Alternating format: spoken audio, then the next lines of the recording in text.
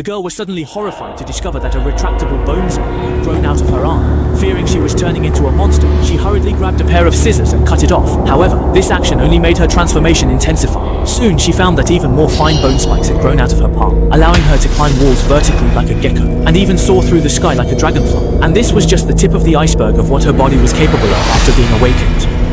In the future year of 2035, Earth is shrouded in the shadow of nuclear war. Resources are extremely scarce, and the once fresh air has become the most precious luxury. People struggle to survive on this devastated land, and gas masks have become an essential part of going outside. Every breath is accompanied by the fear of unknown toxins, until a drug called AMA suddenly appears. Like a glimmer of hope in the darkness, it claims to protect its users from the harm of poisonous gases. Despite its staggering price, it is still snatched up as soon as it hits the shelves. While the pharmaceutical company behind this supply shortage is raking in enormous profits, they remain tight-lipped about the drug's active ingredients and use so-called limited production capacity as an excuse to restrict supply and drive up prices, turning what should be a lifeline into a tool for ruthless profiteering.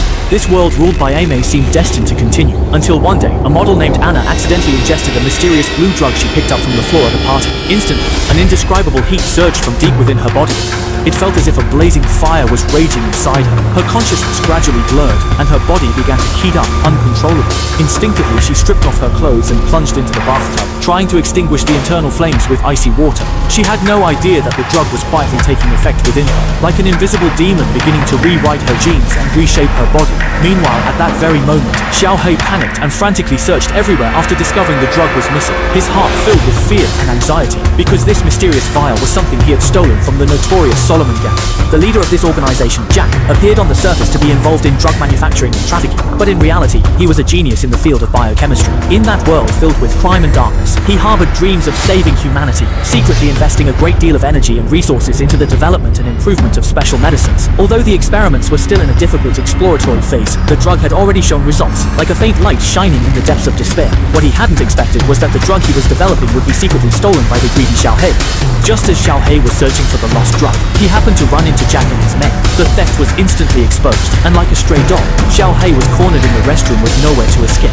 Jack and the others stared at him coldly, and Xiaohei's psychological defenses finally collapsed. He confessed to losing the drug. Upon hearing this, Jack immediately ordered his men to conduct a thorough search. He knew very well that if someone drank the drug, their body would undergo strange changes, making it easy to identify.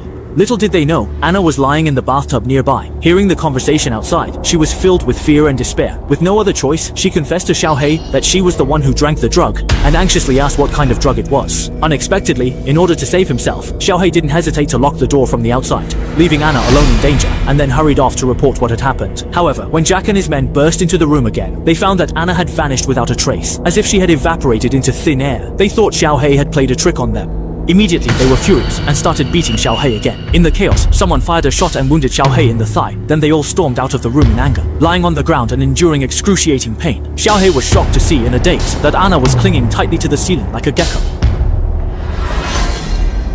Xiaohei, shocked, asked Anna how she managed to do that, but